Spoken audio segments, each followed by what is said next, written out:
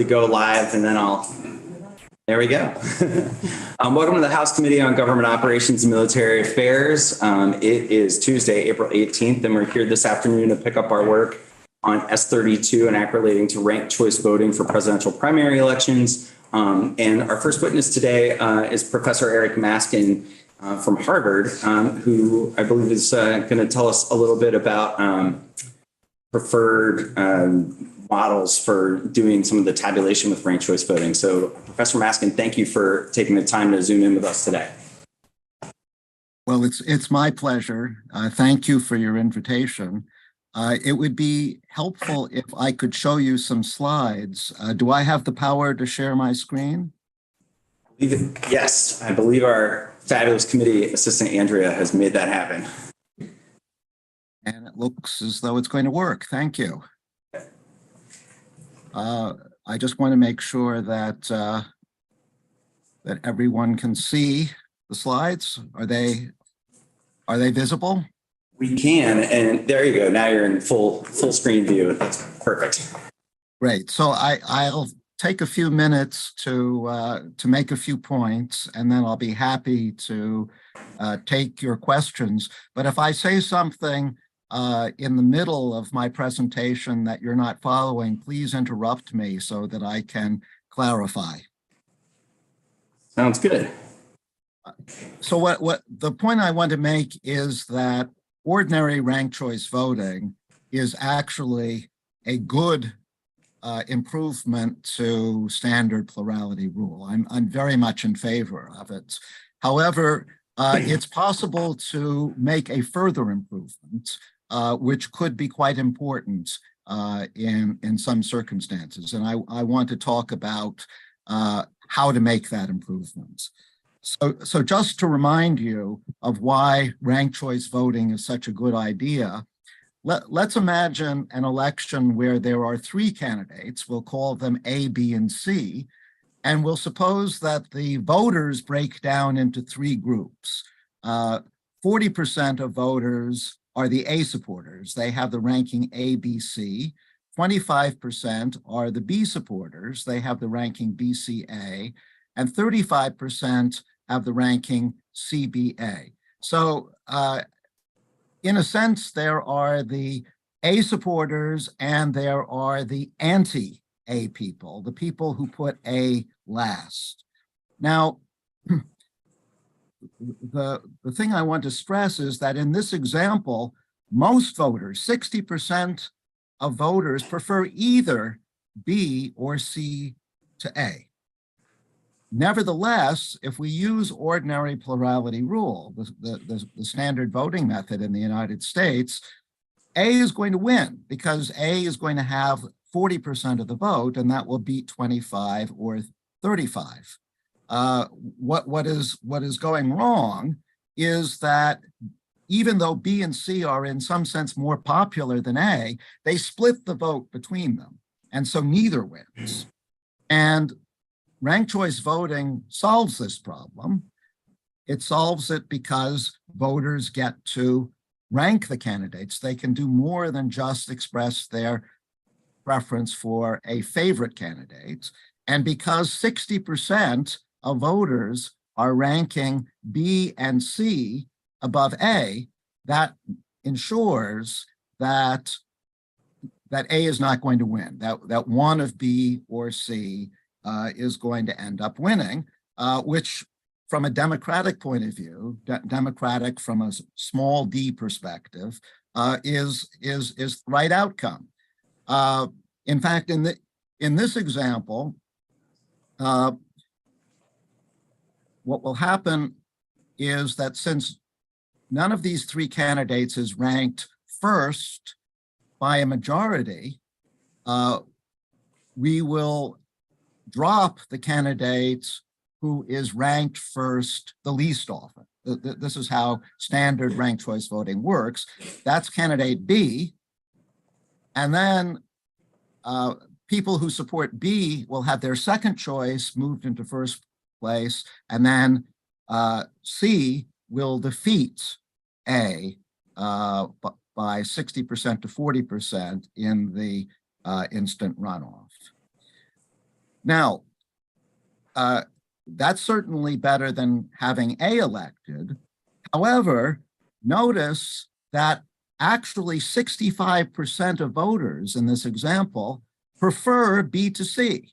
These people prefer B to C, and these people prefer B to C, and that adds up to 65%. And a majority also prefer B to A. These people prefer B to A. These people prefer B to A. That adds up to 60%.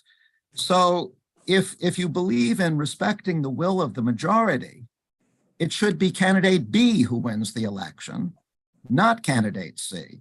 Candidate C is elected under ordinary ranked choice voting because B, even though B has all of this support, gets eliminated first. And this is not just a theoretical possibility. This really happens. My research associates have demonstrated that this has happened many times in the past, and it's probably going to happen many times in the future, where the candidates who beats each other candidate by a majority, like candidate B, doesn't win under ranked choice voting. The name that we use in the voting literature is that B is a Condorcet winner because B beats A by a majority and B also beats C by a majority. So what I'd like to do is to show you that there's a very simple change that we can make to ranked choice voting to make sure that a Condorcet winner will get elected. And the idea is that in deciding which candidate to drop, if no one gets a majority of first place votes, we shouldn't just look at the number of first place votes. We should look at candidates who has the fewest total votes, not the fewest first place votes. Now, I have to explain what I mean by total votes. Look at these voters here, the 35% who rank C first and then B and then A. Each voter in this group prefers C to two other candidates, both B and A. And so reflecting the strength of the support for C, C should get 2 total votes from every voter who has this ranking because C is ranked above 2 other candidates. What about the voters in this group? Well, they rank C above 1 other candidate, candidate A. And so the voters in this group should contribute 1 total vote for each voter to candidate C. What about the candidates in the final group, the group that ranks C at the bottom? Well, in this case, C is not ranked above anybody, and so C gets no total votes from these voters here. So now you get the idea that when we calculate total votes, we look at how strong the support is for a particular candidate. We don't just look at the first place support. We don't just look at the second place support. We look at the total support for that candidate.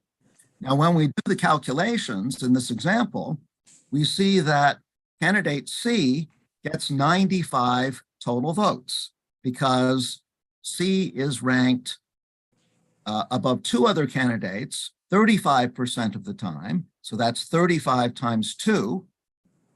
C is ranked above 1 other candidate 25% of the time. So that's 25 times 1. And so that leads to 95 total votes for C.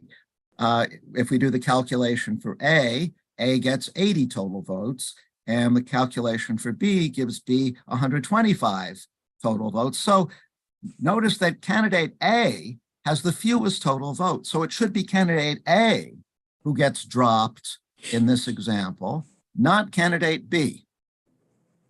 But if we drop candidate A, now we see that the rankings look like this, because the people who ranked A first now have their second place choice moved into first.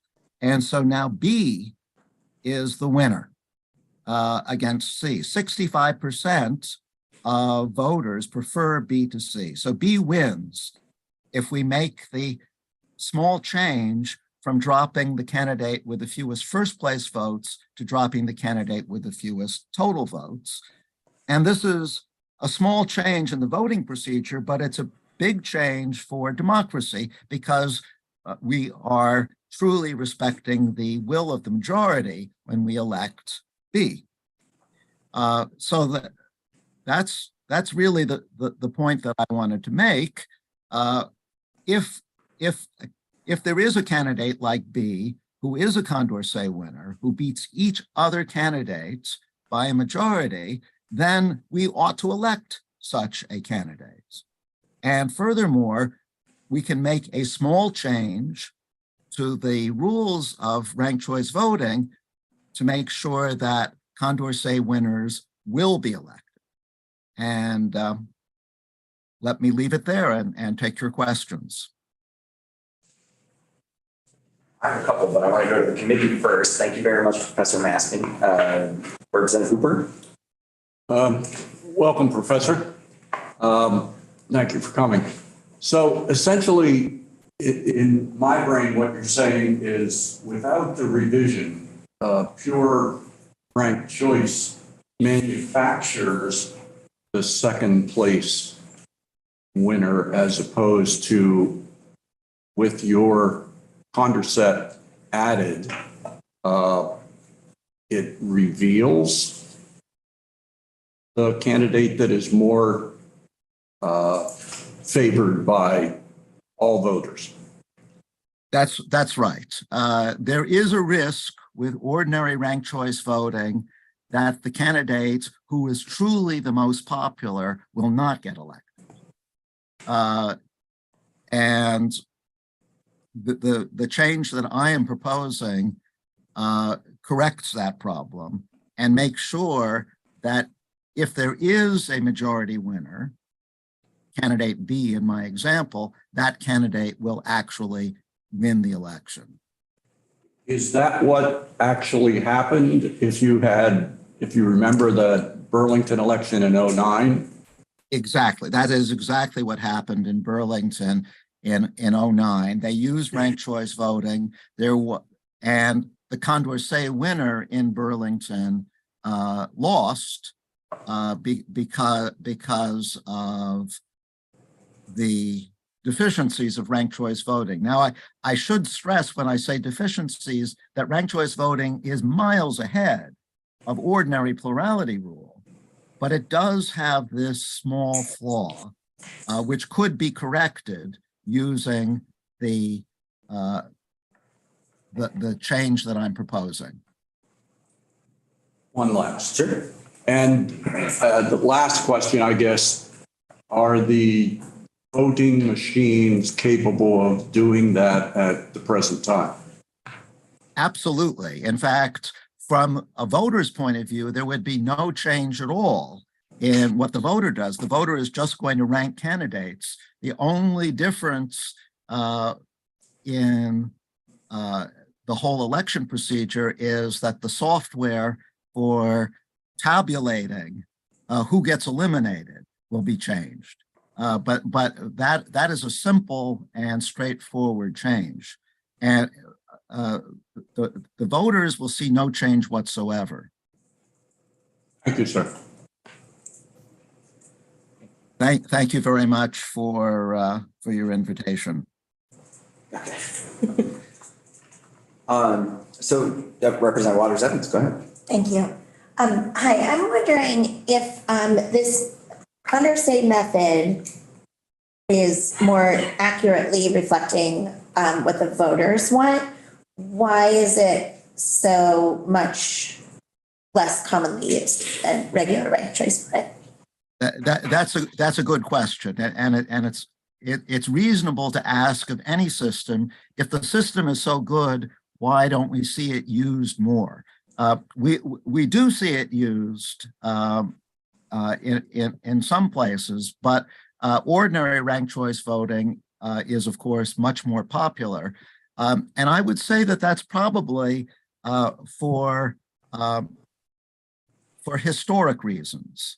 That ranked choice voting is actually an old idea. It goes back to the 19th century, and it started being used around the world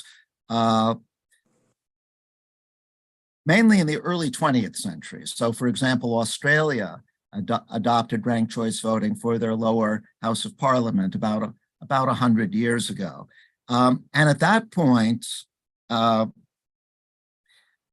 do the kind of tabulation that I'm proposing would have been very cumbersome, because it all would have had to be done by hand. And when you are counting millions of votes, potentially millions of votes by hand, and you have to calculate two votes from this voter and one vote from that voter,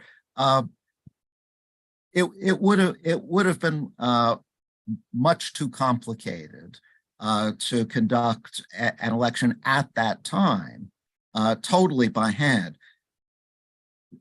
These days, of course, we have very fast automated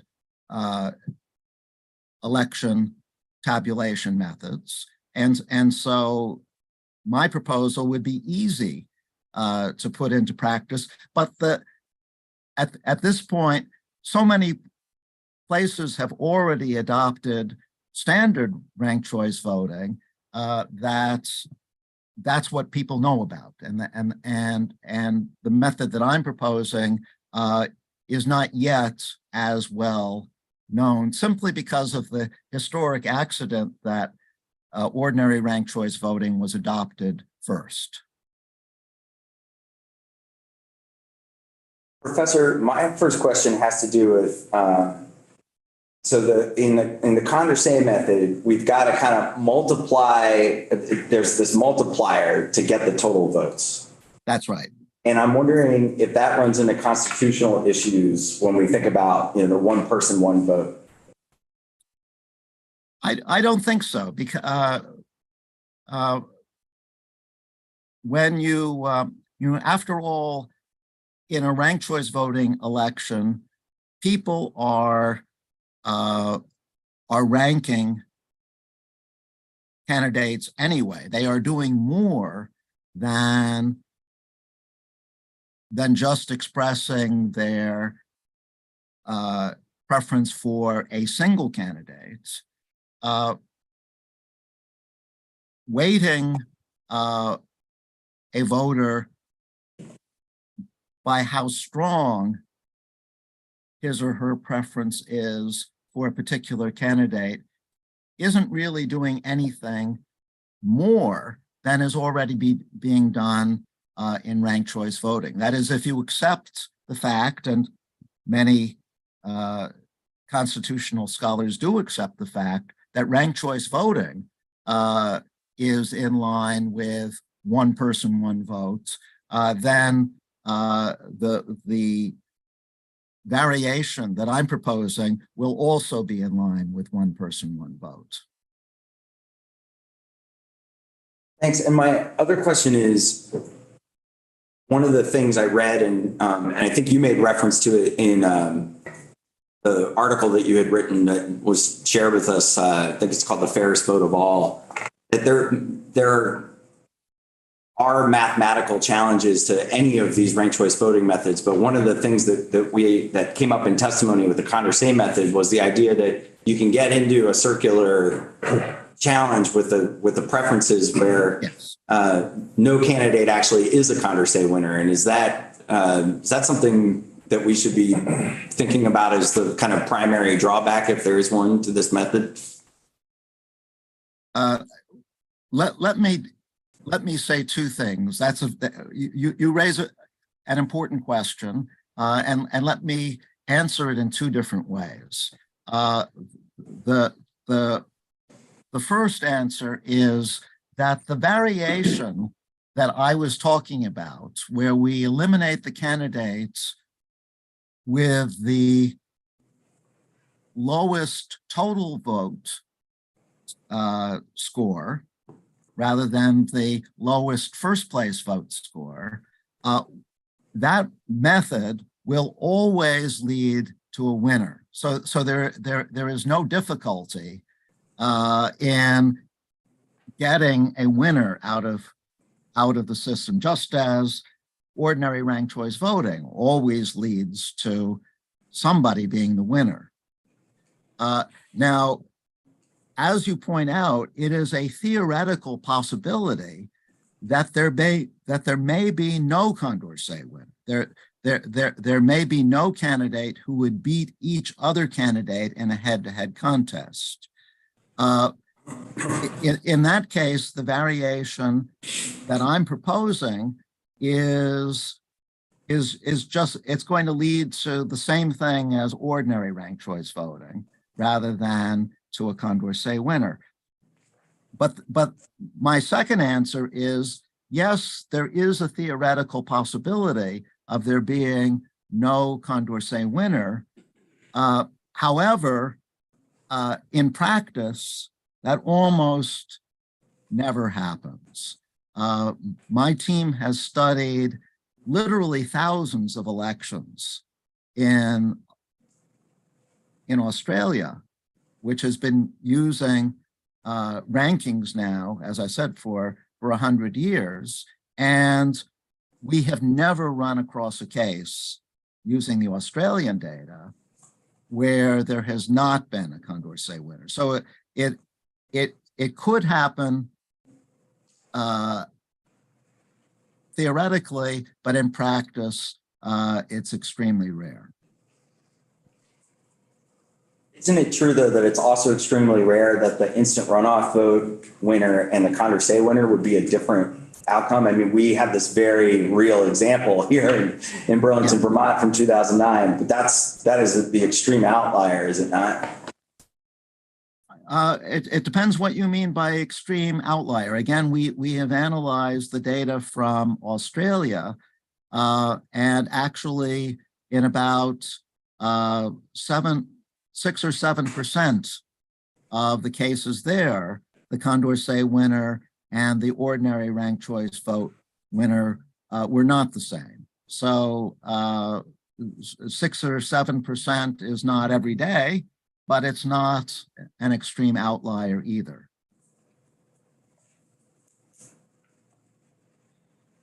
Representative Hooper of Randolph. We have 2 Representative Hoopers on our committee, Professor Maston.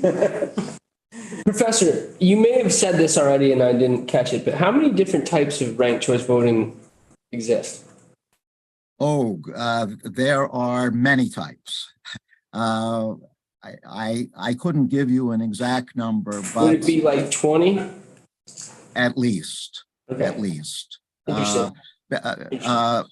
There is a huge literature on. I took a course on this in college. Yes, that's right. And the methods go back hundreds of years. So Condorcet himself was writing in the 18th century. Interestingly, Lewis Carroll, the author of Alice in Wonderland, in his professional career was a mathematician, and he studied ranked choice voting, and that was in the 19th century. It's a large and rich voting literature. This is the kind of learning that makes me love this job. Thank you for sharing it with us. Representative Boyden has a question. So I don't have the number off the top of my head, but a good amount of towns in Vermont count their ballots by hand still. And I believe I just heard you speak to the fact that this method is a little complicated to count by hand. Are you suggesting that these towns not, if we were to go through with this method, are you suggesting that these towns not count by hand anymore? So I think Vermont is small enough so that doing it by hand actually would be feasible. I haven't done the cost calculations, but I'm guessing that it would be feasible given the size of your state. It would not be feasible to do it entirely by hand on a national level. Okay.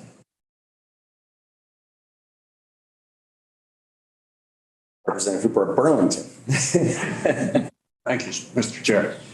Your 6 to 7% Australian figure is surprising. Is there anything that you attribute particularly to something that they're using that gives us that? And when we look at the Condorcet and the Hare method, not electing the same person,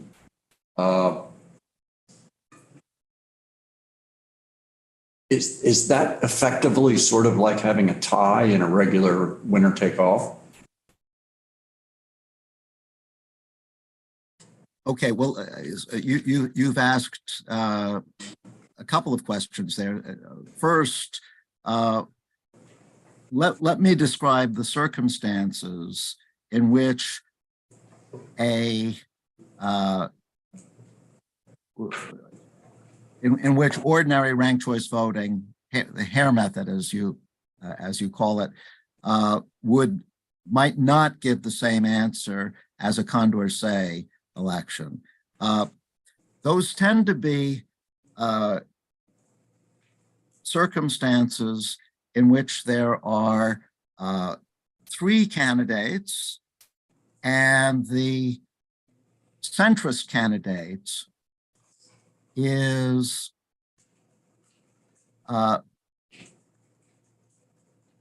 in some sense not as prominent as the candidates on either side. So that candidate, even though he or she might be central in the sense that the average voter would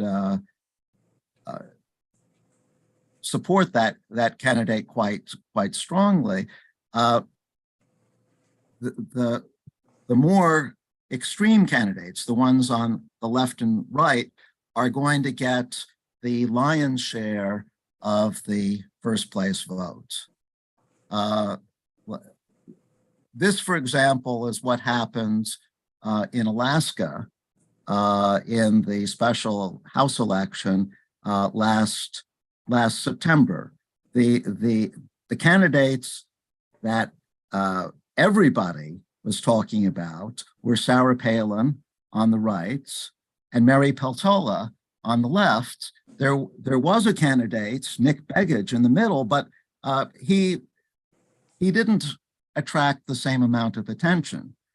Now, it turned out he was actually very popular. He would have beaten either Peltola or Palin in a head-to-head contest, but he didn't pick up enough first place votes to survive under ordinary ranked choice voting.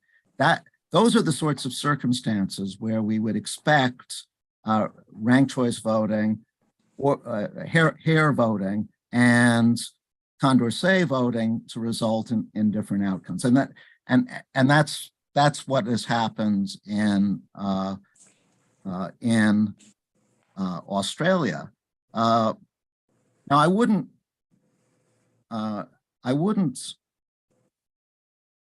describe those circumstances as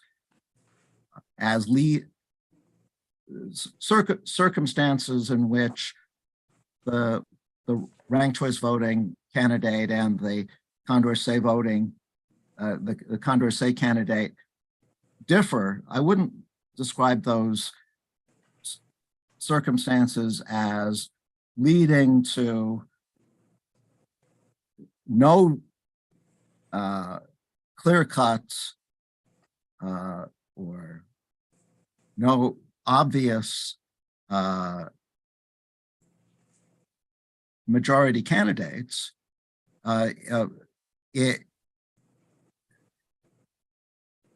Even in those cases, it's clear that the Condorcet winner is the choice of the majority. The Condorcet winner would beat every other candidate head to head. It's just that because the other candidates may have more name recognition and are being talked about more, that they're more likely to get the they're more likely to get the lion's share of the first place votes. So Professor Maskin, this is the fundamental place where folks lose me a little bit. And so I want to try to phrase this question. So in your analysis of the Alaska vote, when you look at the ranked choice results, you say the moderate candidate who was less well-known was more popular and would have won in a head-to-head. Right. Because the mathematical head-to-head calculations from a Condorcet method would say if you match these candidates up and each one was in a head-to-head, if they were presented Palin versus the moderate candidate, Peltola versus the moderate candidate, if they were set up that way on a ballot, that's the way the results would have been the same as the Condorcet method. However, I think that assumes voter behavior that isn't actually accurate, because there's a little bit of a Heisenberg uncertainty principle. The fact that we have the RCV on the ballot actually changes voter behavior. For instance, you choose the candidate who you most want, and then your second choice in the preference is the candidate who, for many voters, is least distasteful to them.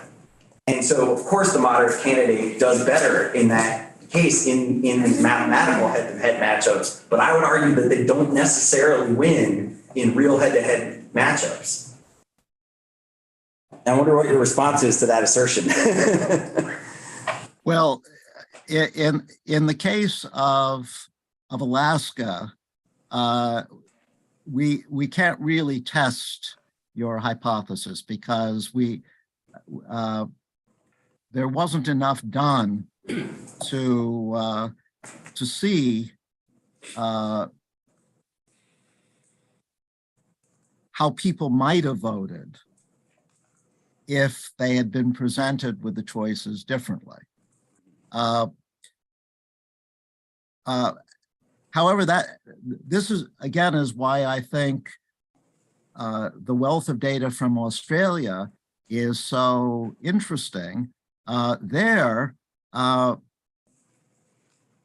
people are often asked in polls before the election, if it was a choice between A and B, would you prefer A or would you prefer B? And so in those elections, we can compare the actual outcome with the pairwise choices according to polls, and the correspondence is really pretty good. I mean, of course, polls can be misleading at times, and the actual outcome, as we all know, may differ, but on average, in a large fraction of cases, the polling data are pretty good and confirm that rankings in ranked choice voting election are pretty similar to what voters would do if they were asked to choose between pairs. Representative Hooper Burlington has another question. One last question, Professor. We had a presentation last week from somebody from Utah, somebody from Colorado, and they addressed the issue of precinct summability and said that it was possible in regular ranked choice pair method that we, I think, are anticipating using to get that out of voting machines with little problem. I've heard other perspectives on that. Do you have insight? I'm afraid that my expertise does not lie in the mechanics of voting machines. And so this is not something I feel qualified to comment on. Thank you. Representative Byron. Thank you. Thank you, Professor. And I arrived late, so excuse me if you maybe addressed this earlier. Curious to your opinion, if Vermont were to move forward with the Hare IRV method, in your mind, how would this still be an improvement over our plurality voting? If we're just speaking to that one function. Right. So a major flaw with plurality voting is that it's vulnerable to vote splitting.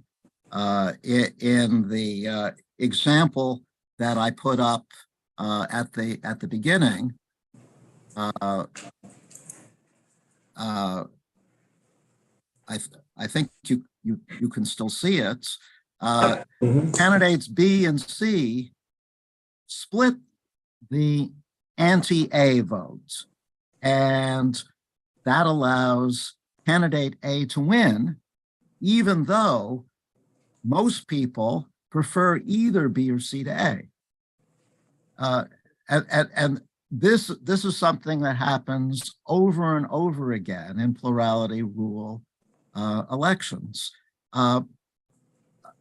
Ordinary ranked choice voting, Hare method, does solve this problem. It makes sure that candidate A will not get elected if A is unpopular in the sense that I've illustrated in this example. So moving to Hare voting is very important. It would be an important step in the right direction for getting election outcomes to reflect the will of the people. My only point was that we can do even better by moving to Condorcet. But you do see Hare as a positive, not to split hairs here. But you do still see that. I couldn't lay off that one. That was, I got stripped right on a video. No, but in all seriousness, you do still see that as a positive step forward in your mind. Very, very much so. In fact, I have tried to get Hare voting adopted all over the country. I've spoken to many other groups as I'm speaking to you today, making exactly this point. Even though Condorcet is a still better method, I think it would be a mistake in Vermont not to adopt Hare if that's if it's a choice between Hare and plurality rule. Hare is much better.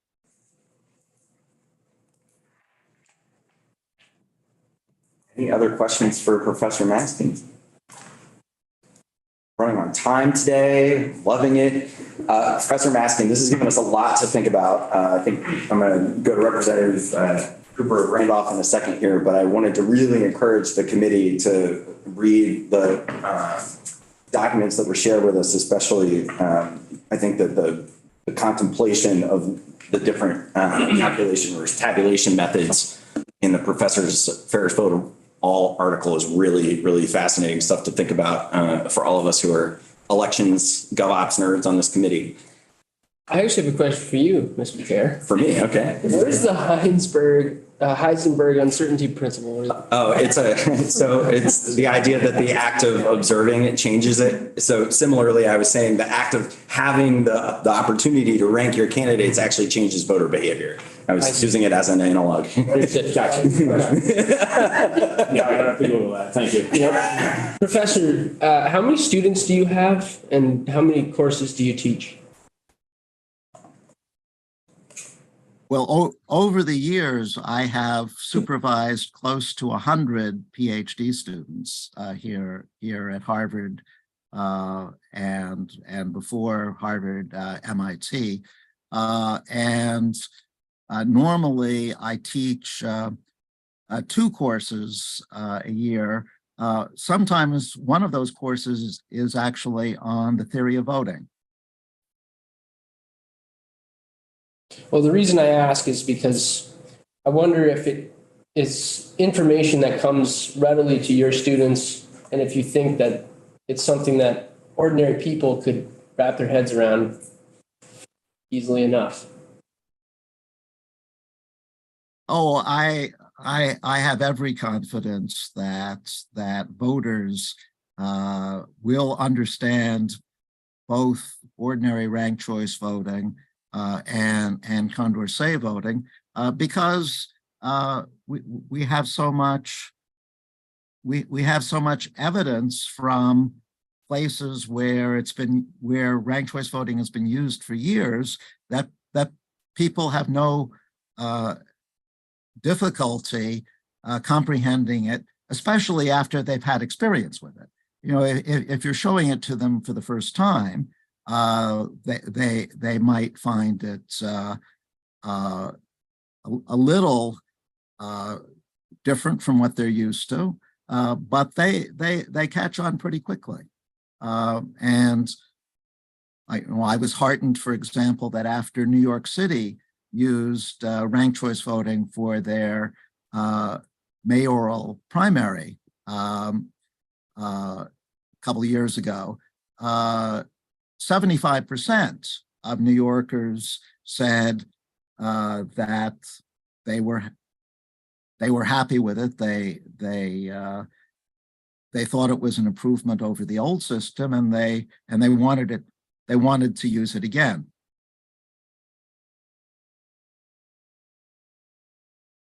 We're at 2:00. Is there any last burning question for the professor?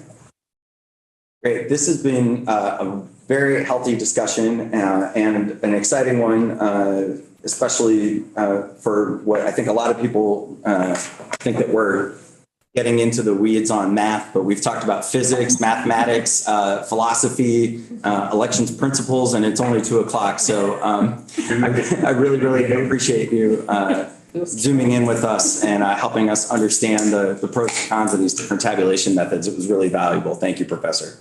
You're very welcome. I enjoyed it, and I especially enjoyed your very good questions. It was a pleasure to respond to such important questions. To my knowledge, you're the first Nobel laureate we've had the opportunity to grill. So thank you. Well, I hope I won't be the last. Thank you very much, Professor. Have an excellent day. Thanks a lot. Bye, everyone. Bye-bye. Thank you. Thank you. Bye-bye. Right. So our next witness is Justin Marsh. And Justin, would you like to take the chair? Absolutely. Thanks for being here and share your perspective on ranked choice voting. Thank you so much for the opportunity to testify today in strong support of S32, a bill that will help promote a healthy democracy by giving voters more choice and more of a voice. For the record, my name is Justin Marsh. I use they, them pronouns, and I'm the Political Outreach Director at Vermont Conservation Voters, or VCV. For those of you not familiar with VCV, we are a nonpartisan, nonprofit organization whose vision is for a bright future for Vermont, which includes working to advance and defend policies that protect the environment and promote health while advancing social, economic, and racial justice and strengthening our democracy. VCV produces an annual Vermont Environmental Common Agenda to highlight the environmental community's top legislative priorities each year. I have several copies here. You've received them at the beginning of the biennium, but if you want to peruse it, I have more here. S32 was identified as one of our top priorities for the year. We prioritize this legislation because we strongly believe that a healthy environment depends on a healthy democracy. Our current political system, exacerbated by federal action like the Citizens United Supreme Court decision, allows money and special interests to have undue influence on our elections. The current system allows candidates to win with less than a majority of support, and it can shut out independent voices. By passing S32, we can give voters more choices and ensure we elect candidates that are supported by a majority of voters. VCV works to recruit and train candidates who share our vision and values. We often hear that people wrestle with whether or not they should run, often feel dissuaded from bringing a new voice onto the ballot. Ranked choice voting will allow more diverse candidates to run without the fear that they'll pull support from a candidate with similar views.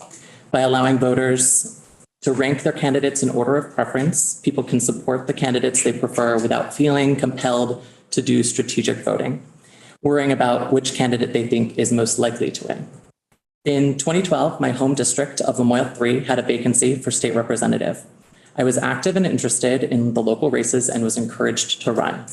However, because I ran as an independent with 2 other candidates, none of us received a majority of the vote on election day. Bernie Jeskowitz won with 37% of the vote, while it was assumed that the Democrat and myself split the more progressive votes as we had a lot of the same supporters.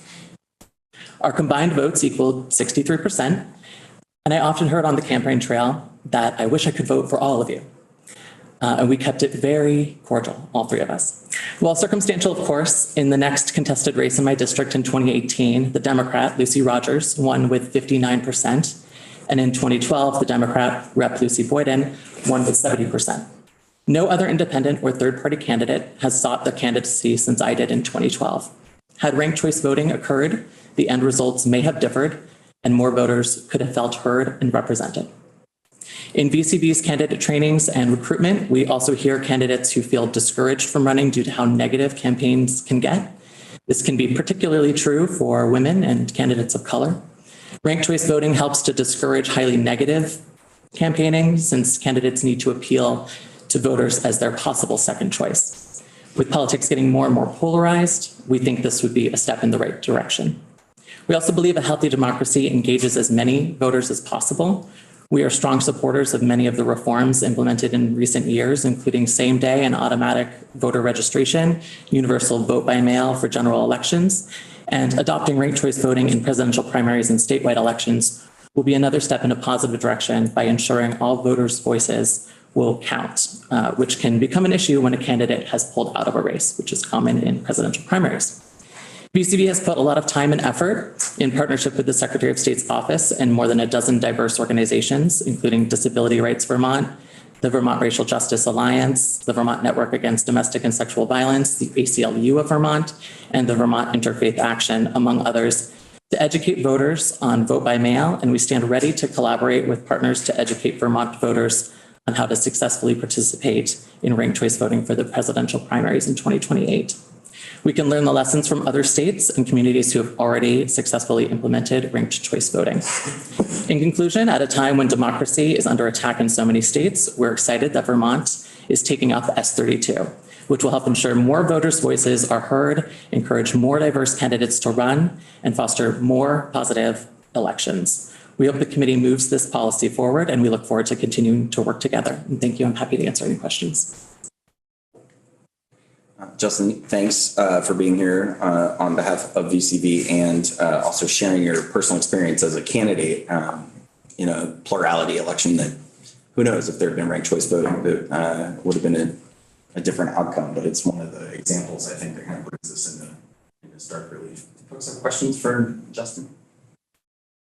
I think one of the questions that I have that your testimony about your experience brings up is that when we've heard some criticism of the ranked choice voting results from the Burlington mayoral race in 2009 or at the Alaska congressional race that was that came up in Professor Maskin's testimony. It's this idea that the second choice, we can kind of assume voter intent a little bit, and that sort of wonky things happen because of the tabulation method. And I wonder, based on your experience, if you felt like if there was the kind of vulnerability to ticket splitting, which it looks like there is based on the subsequent results of those next couple of elections that you mentioned. Do you think it was necessarily universal that, the sort of second choice would have been the one that seemed like it more ideologically matched with anybody, or whether there probably was more of a split? And when I look at those Burlington results, for instance, I say, there was kind of the implication during previous testimony that there's no way somebody would have said they were a Kurt Wright voter and then had Bob Kiss really be the second choice, that there's a weird thing happening there. And I just wonder how much we should assume voter intent when we look at some of those results. Yeah, it's really hard to know without breaking down, without having it be ranked in first place back in 2012. But I think if you were to look at the endorsements that the Democrat and myself each had, and the subsequent endorsements that the Democrats that ran afterwards received, I think it would be pretty obvious that candidate A, which would have been Bernie Trustwitz, would not have been elected, either had I not run as an independent, or that ranked choice voting be implemented. I was basically called the spoiler candidate, which I thought was kind of anti-democratic in the sense that anyone should be able to run, regardless of party, and without that target. But so I guess I'm not completely answering that question, but yeah, it's hard to tell. I know that VCV has not taken a stance on endorse safe voting, and we are ready to educate whichever way you move forward. I think we are proponents of the standard ranked choice voting, more so. Do you think that more people would run as independent or third-party candidates if there was ranked choice voting? I don't know, but I think in my personal experience, I felt like I should never have ran as an independent, which I don't think is the right way that I should have left that election. It felt like a mistake to me. And I don't like that. I don't like that that's how I left. So I would hope that this would allow more people to feel that they can run and should run. And that's, my testimony leads to that. Any other questions for Justin? Thank you for sharing your. Would anyone like a common agenda? I have a whole stack. Oh, good. Thank you so much. Great. Well, we're going to take a 15-minute break and then switch gears and get a presentation from Joint Fiscal about